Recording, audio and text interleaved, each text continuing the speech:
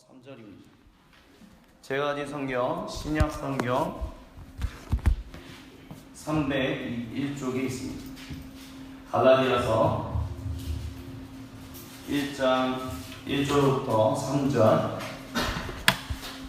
다 찾으신 줄 알고 같이 한 목소리로 공독합니다. 사람들에게서 나는 것도 아니요 사람으로 말미암은 것도 아니요 오직 예수 그리스도와 그를 죽은 자 가운데서 살리신 하나님 아버지로 말미암아 사도된 바울은 함께 있는 모든 형제와 더불어 갈라디아 여러 교회들에게 우리 하나님 아버지와 주 예수 그리스도로부터 은혜와 평강이 있기를 원하노라. 아멘. 지난주에 우리는 갈라디아 교인들이 어떤 사람들이냐라고 했을 때 이방인들이라는 얘기를 하면서 시작했었습니다. 그리고 이방인이다라는 것은 유대인들이 자기들이 아닌 다른 사람들을 통칭해서 부르는 용어다라고 말씀을 드렸습니다. 즉 이방인, 하나님 앞에서 선택받지 못한 사람들, 하나님이 누구인지도 모르고 하나님이 원하시고 기뻐하시는 삶이 누구인지도 모르는 사람들을 가리켜서 유대인들을 통칭적으로 이방인이다라고 붙인다라고 말씀을 나눴었습니다. 그렇기 때문에 결국은 이방인들은 누구냐? 하나님과 함께하지 않는, 그렇기 때문에 생명을 누리지 못하고 오히려 죽음 가운데 있는, 죽음의 문화 가운데 살아가는 사람들. 그러나 유대인들은 하나님이 부르시고 전적으로 선택하셔서 생명의 문화를 누리면서 살아가는 사람들이다라는 이야기를 나눴었습니다. 그렇기 때문에 유대인들이 율법을 지키는 것, 그 율법을 지키는 이유는 무엇이냐? 그들이 하나님이 원하시고 기뻐하시는 삶을 살기 위하여 그렇게 구별된 삶을 살았다라는 이야기를 나눴습니다. 즉 다시 한번 정리한다면 유대인과 이방인들을 이런 식으로 나누는 이유는 하나나 그들이 하나님이 전적으로 그들을 구원해 내신 그 거룩한 은혜에 감사하며 내가 거룩하니 너희도 거룩하라 라는 그 말씀을 지키기 위하여 그렇게 자신들은 유대인, 저들은 이방인이다 라고 하면서 어떤 구별하는 삶을 살았다라는 이야기를 나눴었습니다. 그렇게 차이점이 있다라는 거죠. 근데 오늘은 우리가 한 가지 더 차이점을 둘 것이 있습니다. 그리고 이것을 이해하는 것은 갈라디아서를 이해하는 데 있어서, 그리고 특별히 우리가 오늘 마지막으로 불렀던 찬양이 무슨 찬양이었냐면 여호와 이스라엘 구원자라는 그 찬양을 이해하는 데 있어서 굉장히 중요한 것이다 라고 말씀드릴 수 있을 것입니다. 그것은 바로 이스라엘과 유대인들에 대한 차이점입니다. 여러분, 제가 설교를 여러분과 말씀을 나누면서 이 부분에 대한 언급을 드린 적이 있었지만 다시 한번 좀 언급을 드리고 싶습니다. 어떤 분들은 이스라엘과 유대인을 같은 사람들 아닌가요? 라고 생각하게 되는 경우가 있습니다. 근데 우리가 마지막에 불렀던 찬양을 한번 생각해 봅시다. 여호와 이스라엘의 구원자라고 우리는 부릅니다. 근데 그런 찬양들은 되게 많아요. 근데 여러분 이런 찬양 들어보신 적 있어요? 여호와 유대인들의 구원자, 여호와 유대인들의 구원자, 그런 얘기는 없어요. 여호와 이스라엘의 구원자라고는 많이 부르는데 여호와 유대인들의 구원자라는 얘기는 없다는 거예요. 왜? 유대인들이 우리랑 달라서? 뭐 그럴 수도 있죠. 근데 중요한 거는 여기서 중요한 차이점이 나타난다라는 거예요. 이스라엘, 유대인 같은 혈통이에요. 같은 혈통인 건 맞아요. 근데 큰 차이점이 뭐가 있냐면 첫 번째는 이 둘을 나누는 큰 차이점은 뭐냐면 이들 이전에 살았던 사람들, 바벨론 포로를 주로 중요하게 이 나누는 구별점으로 하는데요. 바벨론 포로기 이전에 살았던 사람들, 하나님이 선택했던 사람들을 가리켜서 성경은 이스라엘이라고 통칭적으로 불러요. 북이스라엘, 남유다라는 용어들은 있지만 그것은 그 이스라엘 민족이라는 것이 두 나라로 나눠졌다는 것을 그냥 구분상으로 불렀던 거지, 통칭적으로 항상 예언자들도 그들을 가리켜서 범죄하는 북이스라엘 왕국과 남유다 사람들을 향해서 통칭적으로 뭐라고 부르냐면 이스라엘이라고 불러요. 근데 바벨론 포로가 끝나고 나서 돌아온 사람들을 가리켜서는 더 이상 이스라엘이라고 부르지 않아요. 오히려 뭐라고 부르냐면 유대인이라고 불러요. 왜냐? 이들이 누구였냐면 남유다 왕국에 망했던, 남유다 왕국이 망하고 바벨론 포로로 끌려갔었잖아요. 그들이 다시 예루살렘으로 귀환해서 유대인이 되었거든요. 그래서 북이스라엘 왕국은 그들이 포로기 아시리아라는 왕국한테 망하고 난 다음에 그들의 후손을 가리켜서 뭐라고 부르냐면 사마리아인이라고 부르고요. 남유다 왕국이 망하고 난 다음에 포로기가 끝나고 난 다음에 돌아온 사람들을 뭐라고 부르냐면 유대인이라고 불러요. 근데 사마리아인이나 유대인이나 이들을 통칭적으로 이스라엘로 부르지는 않는다라는 거예요. 그 이유는 무엇이냐? 이 유대인들 또는 사마리아 사람들, 이들과 극명하게 갈리는 이유가 바로 이렇게 나눠지기 때문이에요. 유대인과 그리스도인이 나눠지는 이유가 뭘 것 같으세요? 보통 우리는 그리스도인을 가리켜서 뭐라고 얘기하냐면 새 언약을 맺은 사람들 또는 새 이스라엘이라고 얘기를 해요. 즉 그리스도인들은 이스라엘의 혈통을 이어받는 믿음의 자손들이다라고 우리는 우리 스스로를 가리켜서 얘기한다는 거예요. 근데 중요한 거는 유대인들은 자기들이 이스라엘의 혈통을 이어받은 사람들이라고 지금도 얘기해요. 그럼 무슨 차이점이 있느냐? 여기서 가장 큰 차이점은 이거예요. 하나님께서 이스라엘 백성들에게 그들이 망할 것이다. 너희의 죄 때문에 망할 것이다 했는데 하지만 너희가 다시 돌아올 거야. 근데 너희를 다시 살릴 때 내가 너희에게 더 이상 고통도 없고 아픔도 없고 눈물도 없고 슬픔도 없고 너희를 회복해서 너희와 함께 영원토록 언약을 맺어서 나는 너희의 하나님이 되고 너희는 나의 백성이 되리라. 새 언약을 맺을 것이다. 그 새 언약을 맺을 것이다는 약속이 있는데 이 유대인들은 그 예언이 아직도 이루어지지 않았다라고 생각하는 사람들이 유대인입니다. 그리고 그리스도인들은 하나님의 구약 성경의 예언자들, 예레미야나 에스겔이나 이런 수많은 호세아 이런 사람들을 통해서 주어진 모든 예언들이 이루어졌다라고 생각하는 사람들이 바로 그리스도인입니다. 그래서 그리스도인들은 자기들을 가르쳐서 뭐라고 부르냐? 새 이스라엘이다. 즉 이스라엘이라는 말은 뭐냐면 하나님의 백성이라는 거예요. 여기 하나님의 백성. 근데 중요한 거는 유대인들도 자기를 가리켜서 하나님의 백성이라고 불러요. 유대인이나 그리스도인이나 동일하게 자기 자신들을 가리켜서 하나님의 자녀, 하나님의 백성이라고 부른다는 거예요. 근데 여기서 극명하게 차이나는 게 뭐냐? 이들은 하나님의 예언자들을 통해서 약속하셨던 그 예언들, 새 언약을 맺고 어떤 성전을 회복하고 하나님이 다시 성전에 임재하셔서 영원토록 우리와 함께 관계에 맺으면서 살 것이라는 것이 이루어지지 않았다라고 생각하는 사람들이 유대인이고요. 그것이 이루어졌다라고 얘기하는 사람들이 그리스도인이다라는 거예요. 그렇기 때문에 이것을 이해하는 것에 있어서 그게 왜 중요하냐면 특별히 지난주에 나눠졌던 그 뒷부분에 보면 이런 얘기가 있어요. 유대인들이 왜 그렇게 율법을 중요하게 생각하면서 살아갔느냐? 왜 1세기 살고 있었던 예수님이 살고 있었던 당시에 왜 유대인들이 중요하게 자기 율법을 지키면서 살아가는 것을 중요하게 여겼느냐? 그 이유는 단 하나. 그 율법을 지키고 있어야만 하나님이 자기들에게 다시 돌아오셨을 때 자기들이 구원하시는 새롭게 회복하시는 그 새하늘과 새 땅에 들어갈 수 있다라고 보았다라는 거예요. 즉 이게 그러면 근데 여기서 좀 우리가 세밀하게 살펴보아야 할 것이 있는데 중요한 것은 유대인들은 자기들의 행위로 인해서 율법을 지키는 행위로 인해서 구원함을 받는다라고 생각하지 않았어요. 왜냐하면 유대인들은 이미 스스로 자기들은 하나님의 자녀라는 인식이 있었어요. 근데 여기서 중요한 게 있어요. 하나님의 자녀인데 하나님이 부재하는 하나님의 자녀입니다. 그러니까 이스라엘 백성들은 하나님이 함께 하시는 하나님의 자녀들이라고 자기들이 생각했었어요. 근데 유대인들은 자기들이 하나님의 자녀인데 하나님이 계시지 않고 부재하신 계시지 않는 상황 가운데 살아가는 하나님의 자녀다라고 생각했던 거예요.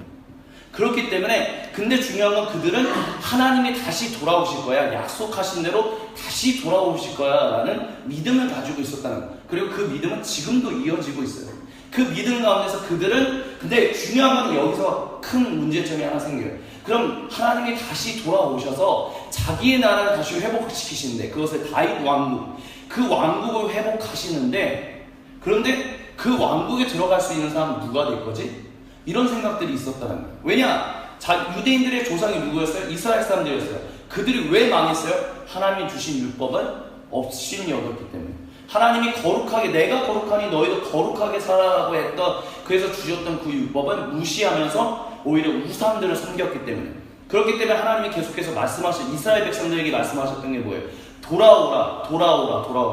돌아오지 않으면 너희가 벌을 받게 될 것이다. 왜냐? 너희를 통해서 이방에게 하나님의 복음을 전거하는 그 구원을 전하려고 해서 너희를 먼저 불러냈는데, 너희가 오히려 하나님의 자녀라고 하면서 하나님을 사랑하지 않고 오히려 믿지 않는 사람들과 다를 바 없이 살아간다면 너희를 불러낸 목적이 뭐냐? 오히려 하나님의 이름을 더 더럽히는 거 아니냐? 그렇다면 나는 너희를 징계할 수밖에 없다. 그렇기 때문에 돌아오라라고 얘기했다는 거예요.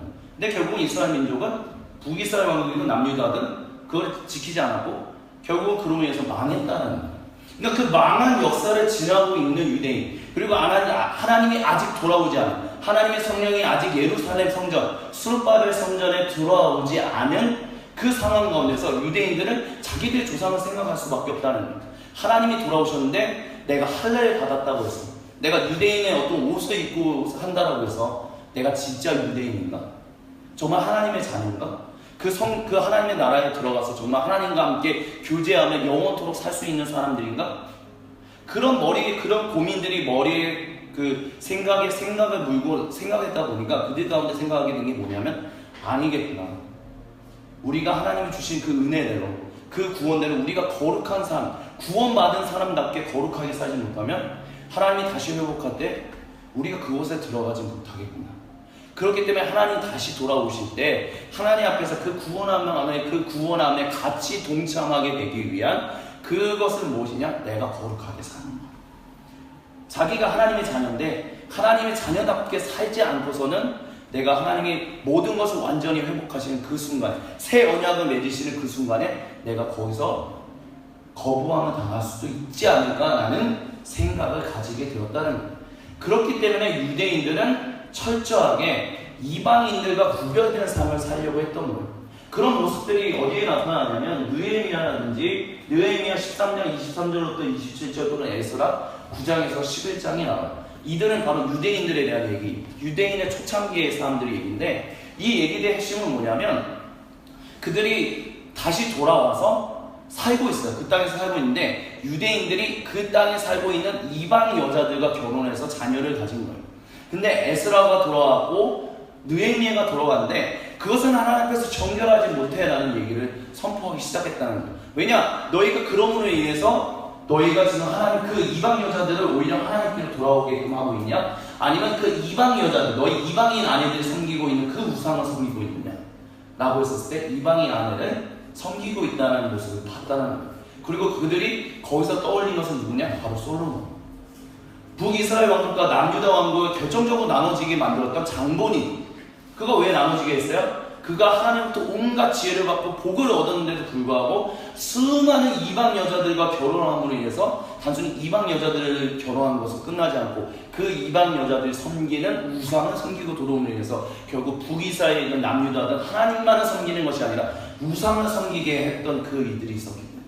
근데 그 일이 동일하게 벌어지고 있었다는 거예요. 그렇기 때문에 느헤미야나 에스라는 이방 여자와 결혼했던 거 이혼하고 그들을 내보내라. 만약에 그들이 하나님께로 돌아온다면 상관없겠지만 그들이 돌아오지 않는다면 내보내고 이혼하라는, 어찌 보면 되게 잔인해 보이는 그런 얘기들도 했다는 거예요. 그리고 이방인들과 구별된 삶을 살아라, 상종하지 말아라 라는 얘기들이 이미 유대인들의 초창기의 그 시작점인 느헤미야든 에스라서에 나온다는 거예요. 그것이 계속해서 몇백 년이 흘러서 1세기에 예수님이 계신 그 시대까지 있었다라는 거예요. 자, 그런 것처럼 유대인들은 이방인들과 같이 식사하는 것도 원하지 않고 이방인들과 함께 교류하는 것, 인간관계를 맺는 것을 원하지 않았었어요. 근데 중요한 것은 무엇이냐면 아까 말씀드렸던 것처럼 갈라디아의 그리스도인들은 대체적으로 이방인이다라고 얘기했다라는 거예요. 그리고 이 이방인들은 그리스도인들이 되기 전에 하나님을 경외하는 사람들이었다라고 보통 이야기를 해요. 그거에 대한 대표적인 사람이 누구냐? 바로 고넬료예요. 고넬료. 하나님의 경외자였다는 거예요. 하나님을 진심으로 섬기는 사람이었다는 거예요. 이방인으로서, 근데 유대인이 되지 않고 이방인으로서, 즉 로마 군인의 군인으로서 하나님을 섬겨서 다른 사람들을 돌보고 11조를 드리고 이와 같은 삶을 살아가는 사람들이었다는 거예요. 이런 사람들이 있었다는 거예요. 그러면 어떻게 해서 이 이방인들이 유대인들의 하나님에 대해서 알 수 있게 되었을까요? 이것에 대한 그 시작점은 무엇이냐면 바로 유대인들이 바벨론 제국의 포로에서 벗어나서 온 지면으로 흩어졌었기 때문에 가능했다고 얘기할 수 있을 거예요. 무슨 얘기냐? 이 남유다 왕국 사람들이 바벨론 포로로부터 끌려갔어요. 근데 그 중에서 이제 바벨론이 망하고 페르시아 제국이 생겼는데 그 중에서 어느 사람들이 돌아왔어요. 근데 다 돌아온 것이 아니라 그 중에서 어떤 사람들은 온 지면이 흩어지기 시작했다는 거예요. 그래서 페르시아 제국의 무슨 아라비아 반도라든지 아니면 소아시아라든지 여러 지역으로 흩어져서 유대인들이 살아가기 시작했다는 거예요. 그리고 이 유대인들은 1년에 한 번 유월절이 있는 그 순간에 예루살렘 성전으로 다 모여서 하나님께 예배하고 다시 흩어지는 이런 일들을 살기 시작했는데, 이 유대인들이 그러니까 결론은 뭐냐면 온 지면이 흩어져서 사니까 하나님 앞에 예배 드릴 수 있는 곳이 없는 거예요. 왜냐하면 예배 드릴 수 있는 곳은 오직 단 한 곳, 예루살렘 성전인데, 수르바벨 성전인데 이미 온 지면이 흩어져서 거기서 뿌리 내리고 산 지가 오래됐기 때문에 그 예루살렘을 옮기기를 포기한 거예요. 그러면 거기서 하나님 앞에 예배 드릴 수 없는데, 하나님께 제사 드릴 수 없는데, 그러면 우리가 하나님을 어떻게 기억하고 우리가 하나님의 자녀인 것을 어떻게 잊지 않고 대대손손으로 이어가면서 그 복음을, 그 믿음을 전가할 수 있을까? 그들 생각하는 가운데서 만들기 시작한 게 뭐냐면 회당이었다는 거죠.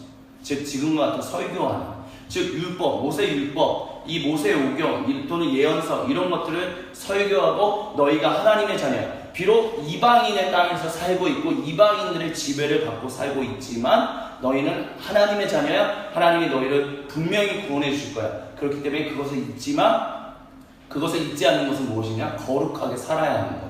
그것을 계속해서 가르쳐 주는 것이 회당이었다는 거예요. 근데 그 회당에 유대인들뿐만이 아니라 이방인들도 그 회당에 가서 앉아서 설교를 듣기 시작했다라는 거예요.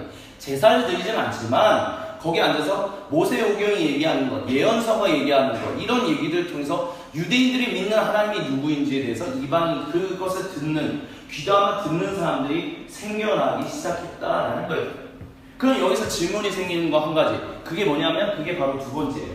왜 이 이방인들은 유대인들이 자신들을 하나님의 자녀로서 인정하지도 않고 잘 인격적 관계를 맺으려고 하지 않는데도 그들의 하나님에 대해서 관심을 가지게 되었느냐는 거예요. 왜 관심을 가지고? 그리고 이런 것은 지금의 우리하고도 연결돼요. 왜? 아니 솔직히 말하면 유대인들의 하나님이다. 사실 솔직히 말하면 유대인들의 하나님이에요. 우리는 당연히 온 우주의 하나님이라고 당연하게 믿지만, 믿지 않는 사람들이 봤었을 때는 아니 유대교로부터 시작했던 그 하나님은, 그런데 좀 유대교하고도 다른 그 하나님은 왜 믿는 거야? 이렇게 질문할 수 있다라는 거예요. 그 이 이방인들이 도대체 무엇에 마음을 빼앗겼기 때문에, 그것에 대해서 우리가 알 수 있어야 할 것은, 여기 이 부분을 한번 읽어드릴게요. 먼저 우리가 알아야 할 것은 유대인들의 하나님에 대해서 관심을 가지던 대다수의 이방인들이 가난하고 피지배 계층에 살고 있었다라는 거예요.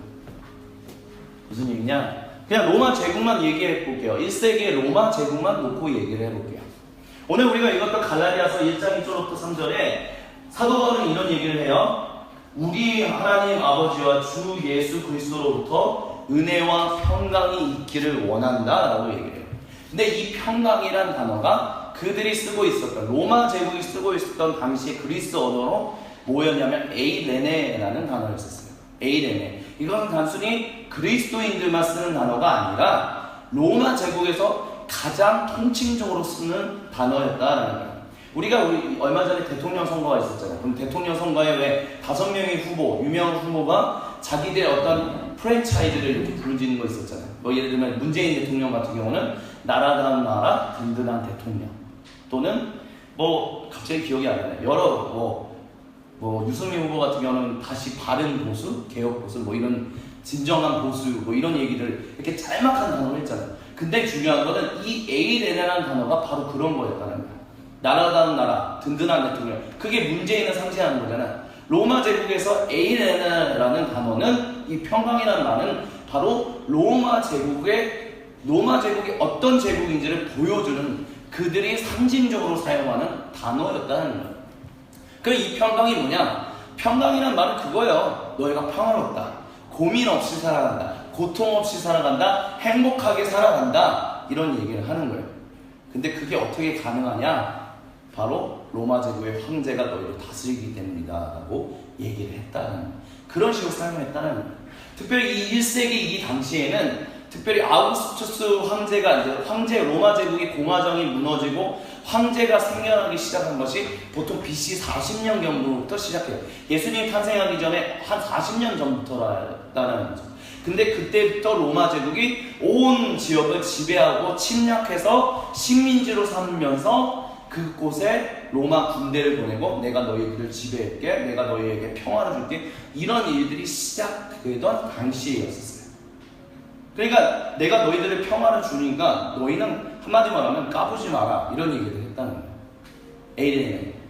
즉 로마 제국의 황제가 너희에게 평강을 주고 너희로 하여금 잘 먹고 잘 살 수 있게 했으니까 너희는 까부지 말고 나한테 대적하지 마.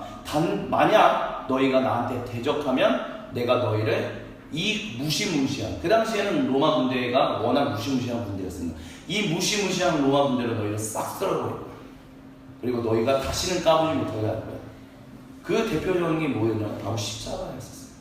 십자가는 정치적인 본보기였어요. 난 로마 제국으로부터 지배받으면서 살지 않을 거야. 나는 로마 제국을 우리나라를 다시 세울 거야. 라는 그런 어떤 반란, 로마 제국이 봤었을 때는 반란, 그들이 봤었을 때는 어떤 민족 분기, 그런 것을 로마 제국에서 싹 쓸어버리고 그 주동자를 십자가에서 죽이는 거였었어요. 그걸 보여주면서 본보기로 너희 절대 나한테 까부지만 않으면 내가 너희를 지켜줄게, 너희를 보여줄게, 이런 얘기를 했다는 거죠. 그러면서 로마 제국이 또한 요구하기 시작했던 게 뭐냐면, 그렇기 때문에 이런 평화를 주는 분이 누구야? 로마 황제야.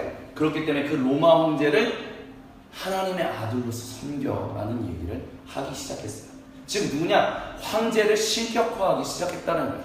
이것은 옛날에 이스라엘이 이집트에서 고통당하고 있었을 때 모세로부터 출애굽하기 이전의 모습과 크게 다를 바가 없었어요. 왜냐? 고대 이집트도 그들의 임금인 파라오는 신의 아들이었거든요.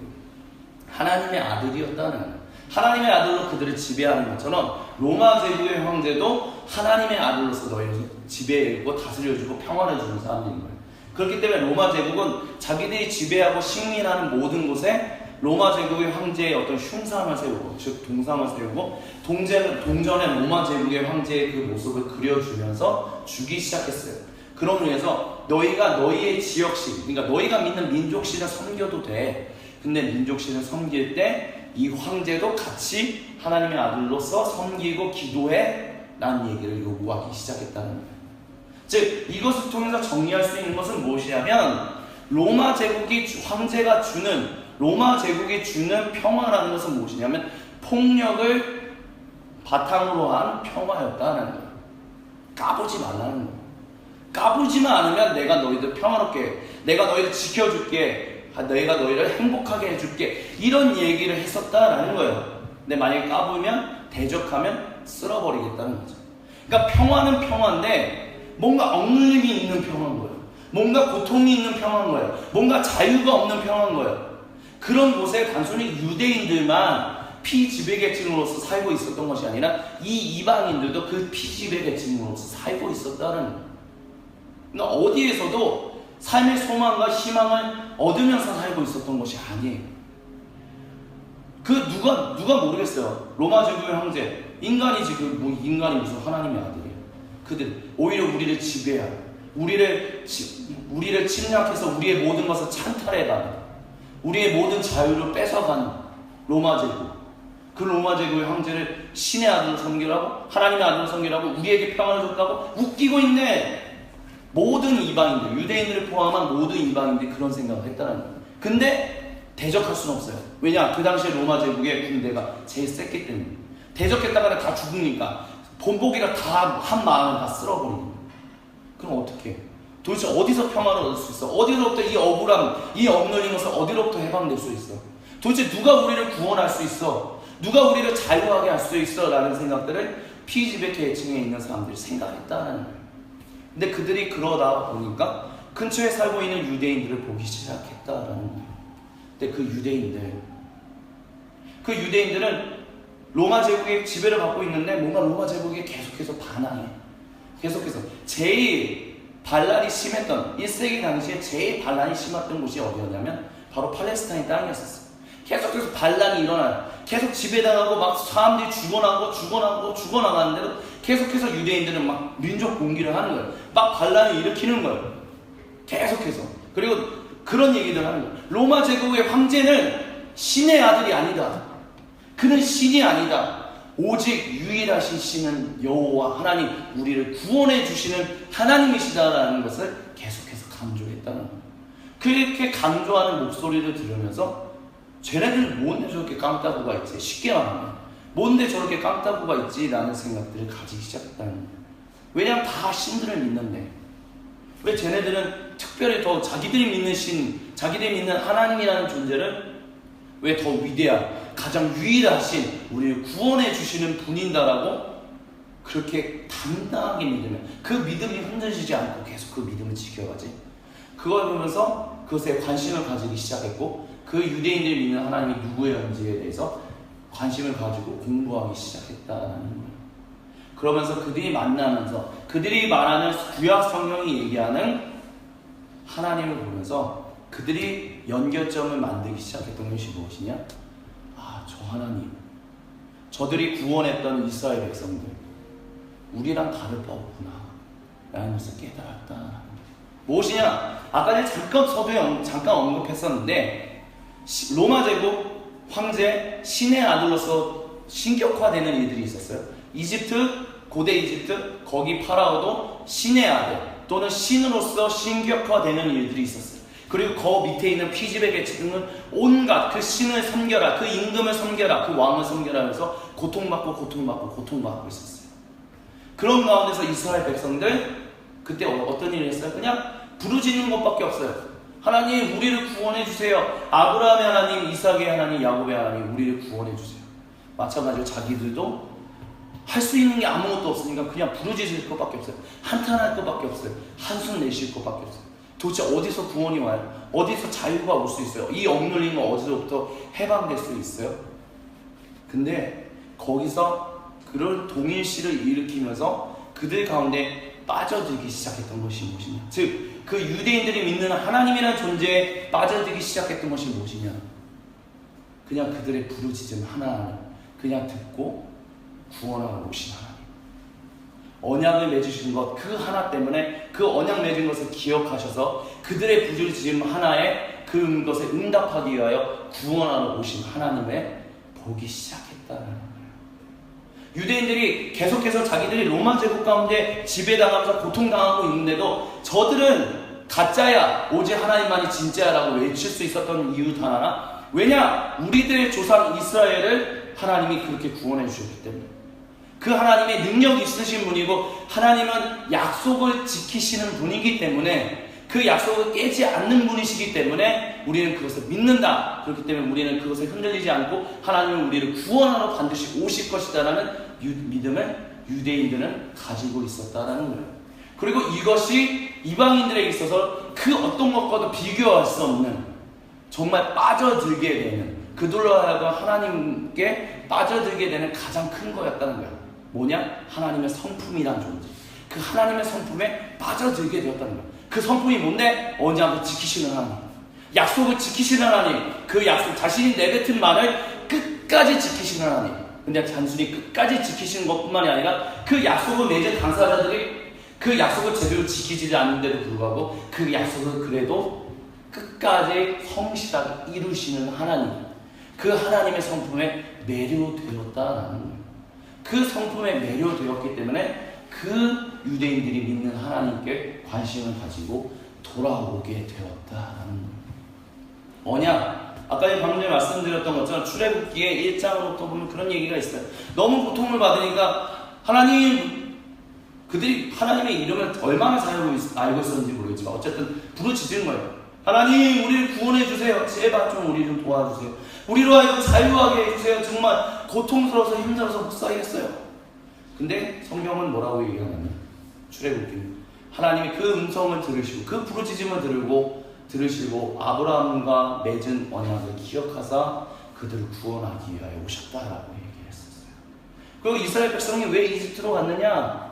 아브라함과 약속을 맺으면서 그런 얘기를 했었어요. 창세기 19장에 보면 내가 너의 자손을 이 땅에 이 모래사장의 모래와 같이 하늘의 별과 같이 많게 할 거야. 근데 그것을 하는 이유는 뭐냐? 그 백성들을 통하여 팔레스타인의 땅에 살고 있는 사람들을 구원하기 위해서.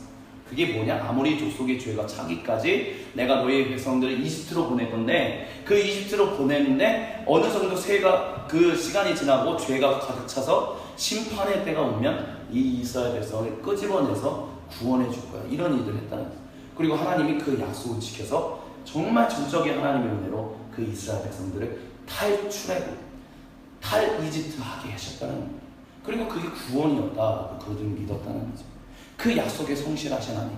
근데 그것만으로 끝났나요? 아까 우리가 계속해서 언급했던 것처럼 북이스라엘과 남유다 왕국, 그들을 건져내셨던 이유, 이스라엘 왕국을 세우셨던 이유는 단 하나였어요. 그들을 통해서 이방에 하나님의 복음을 전하고 하나님의 구원을 전하기 위해서, 죽음의 문화가 아닌 생명의 문화를 누리면서 살게끔 하기 위하여 이스라엘 백성들을 먼저 불러내신 거였어요.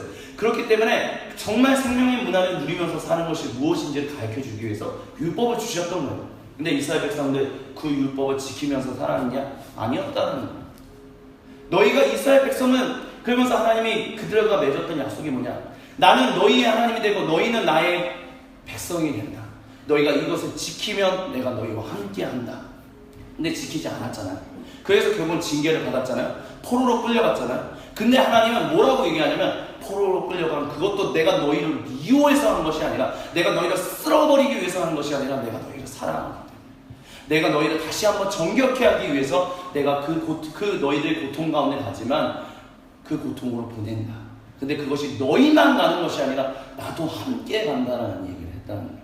그리고 내가 너희를 사랑하기 때문에 단순히 너희가 거기서 고통받는 것으로 끝나는 것이 아니라 너희가 반드시 다시 돌아와 너희를 다시금 살릴 것이다 라는 얘기를 했다는 거예요. 약속을 지키지 않는데도 불구하고 언약을 맺었는데, 하나님이 이스라엘 백성과 언약을 맺었는데 그 약속을 지키지 않는 이스라엘 백성들, 그런데도 불구하고 나는 너희를 사랑하기 때문에 너희를 절대로 버리지 않고 내가 너희를 반드시 살릴 거야. 내가 너희를 회복시킬 거야. 내가 너희에게 생명을 누리면서 살게 해줄 거야. 그 약속을 하셨고 그 약속을 이루셨다는 거예요. 특별히 모세를 통해서 이스라엘 백성들이 40년 동안 광야를 지나가고 있는 그 순간에도 그 신명기에 보면 마지막에 그런 얘기가 있어요. 내가 너희를 왜 40년 동안 광야에서 돌리는 건지 알아? 내가 너희를 미워하기 때문에 그 광야에서 돌린 건 줄 아니? 아니야. 내가 너희를 사랑하기 때문이에요. 사랑해서 너희가 진실로 하나님과 온전히 동행하면서 살아가게끔, 그게 무엇인지를 배우게끔 하기 위하여 그 40년이라는 광야 생활도 너희를 징계하게 하기 위해서, 내가 너희를 미워하기 때문에 그렇게 한 것이 아니라 내가 너희를 사랑하기 때문에 그렇게 했다라고 모세는 신명기에 그렇게 기록을 했었어요. 결국 모든 이야기가 무엇이냐면, 하나님의 약속하시고 그 약속을 이루시고 평화를 주시는, 자기가 말한 것을 헛되이 돌리지 않고 헛되이 배반하지 않고 그것을 끝까지 지키시는 하나님의 성품에 이방인들은 매료되었다는 거예요.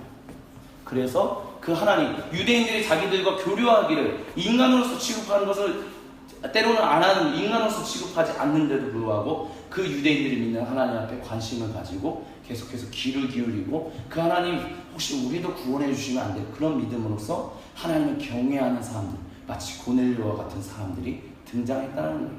가나안 여인, 수로보니게 여인, 주여 올 수 있다마는 그 잔치상에서 떨어지는 부스러기를 개도 먹습니다. 그렇게 얘기할 수 있었던 이유는 단 하나. 왜냐? 혹시 하나님 우리도 구원해 주시면 안 돼요? 그럼 정말 사랑 많으신 분이고 그 사랑을 지키시는 분인데 우리도 구원해 주시면 안 돼요? 그런 믿음이 있었다라는 거예요. 그렇기 때문에 그들이 하나님 경외적으로 나왔다는 거죠. 그리고 그런 하나님의 성품, 하나님의 속성에 대한 믿음은 단순히 이유대인들뿐만 아니라 처음 믿음을 가진 우리나라 사람들, 조선시대에도 마찬가지였었어요. 왜 많은 사람들이 조선시대에 가톨릭이 들어왔었을 때 그 믿음에 들어간지 알아요? 이방 양반과 상놈, 양반과 상놈들이 있는데 먼저 믿음을 가졌던 이 양반들이, 근데 대체적으로 이 양반들이 보면 뭐 다 그런 건 아니지만 몰락한 양반들도 있었어요. 몰락한 양반이라는 것은 정계에 진출하지 못하고 그냥 지역에서 그냥 양반으로 살아가는 그런 사람들이었다는 거예요. 근데 그 양반들이 그 하나님이라는 존재를 듣고 그 믿음은 그게 매료된 거예요. 그래서 그거에 매료된 것으로 끝나는 것이 아니라 상놈들한테, 그 당시에 그냥 불리던 상놈들한테 막 가서 야 우리 같이 밥 먹자.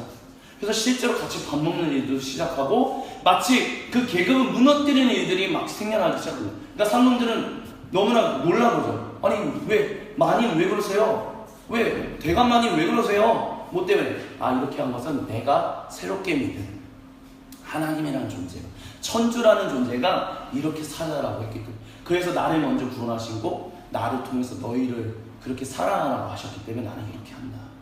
그러면서 그것에 매료되기 시작했던, 즉 피지배 계층, 고통 가운데 신음하고 있던 그 모든 사람들이 복음 가운데로 돌아오는 일들이 시작되었다는 거예요.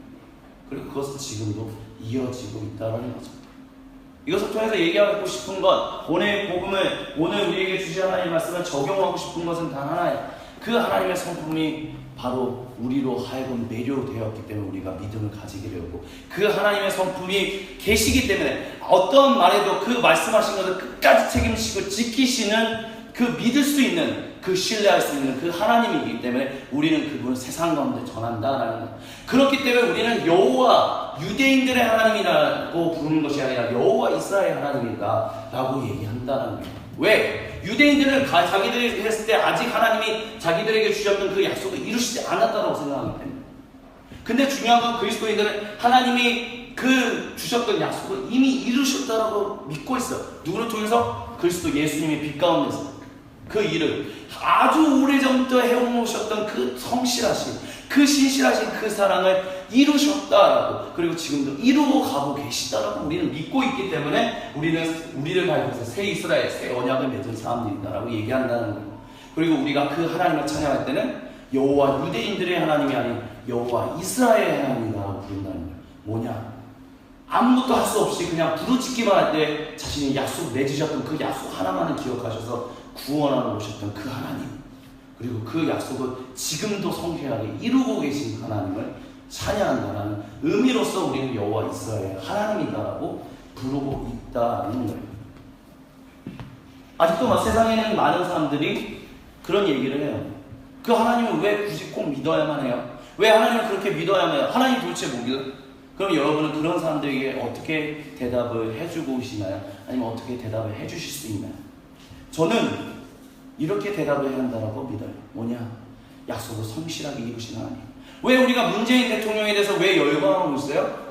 지난 9년 동안 이명박이나 박근혜 전 대통령들이 자기들이 말하는 것에 대해서 우리가 봤었을 때 제대로 지키지 않고 제대로 이행하지 않는 것 같기 때문에 우리가 그들에 대해서 실망했던 거 아니에요? 문재인 대통령 자기가 약속했던 거 3일 만에 자기가 말한 것을 성실하게 이행하니까 우리가 그 대통령을 믿을 수 있는 대통령이라고 박수치고 있는 거 아니에요?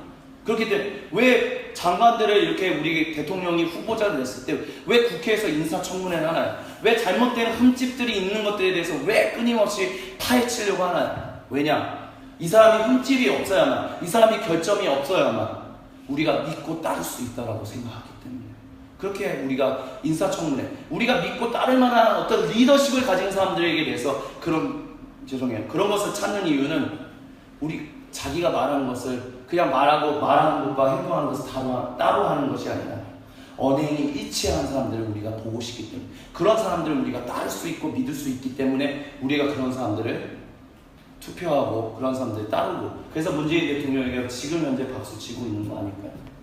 그것과 동일하게 얘기할 수 있다는 거예요. 하나님 자신이 말씀하신 것을 철저하게 지키시는 하나님, 철저하게 이루시는 하나님. 그러면 어떤 분이 이렇게 얘기할 수도 있어요. 근데요, 그 하나님이 성경이 그렇다고 얘기하면 그럴 수 있어요. 과거에 이스라엘 백성들 그렇게 구원하셨어요? 그리스도인들 그렇게 이루셨어요? 근데 지금은 어떻게 할 수도 있어요? 지금도 하나님이 자신이 맺은 약속을 성실하게 이루세요? 어떤 사람이 만약에 물어본다, 이렇게 물어보면 어떻게 대답할까요? 과거에는 그렇게 했는데 현재에는 그렇게 한다는 증거가 어디 있어요? 만약 그렇게 묻는다면 여러분 어떻게 대답하시겠습니까? 저는 이렇게 대답할게요. 그 증거가 바로 나입니다. 과거에 이렇게 이루셨지만 지금도 하나님이 2017년 다시 약속하신 것을 끝까지 성실하게 지키시는 그 약속이 누구냐? 그 증거가 누구냐? 그 증인이 누구냐? 바로 나입니다 라고 나는 그렇게 얘기하고요. 그리고 하나님은 아마 여러분에게도 동일한 것을 요청하실 거라고 저는 믿음으로 확신합니다. 뭐냐? 증거가 어딨냐? 증인이 어딨냐? 바로 여러분이라는 거죠. 옛날에 수많은 믿음의 선진들이 그 믿음의 자손으로서 하나님이 정말 그 약속을 성실하게 지키시는 분이신다는 것을 자신의 생명을 다 바쳐 증거하고 증인했던 것처럼 지금도 그 증거와 증인을 찾는 수많은 죽음의 문화 가운데 고통 가운데 신음하고 있는 사람들에게 하나님은 진실로 자신의 약속을 지키시고 생명을 전하시는 분이십니다라는 것을 증거하기 위해서는 누가 되어야 하느냐? 바로 우리가 되어야 한다는 거예요. 먼저 부르신 우리가 내가 증인입니다. 하나님이 나에게 선하신 일을 이루시고 지금도 이루시며 끝까지 이루고 계십니다라는 것을 증거하는 사람들이 되어야 한다는 거예요.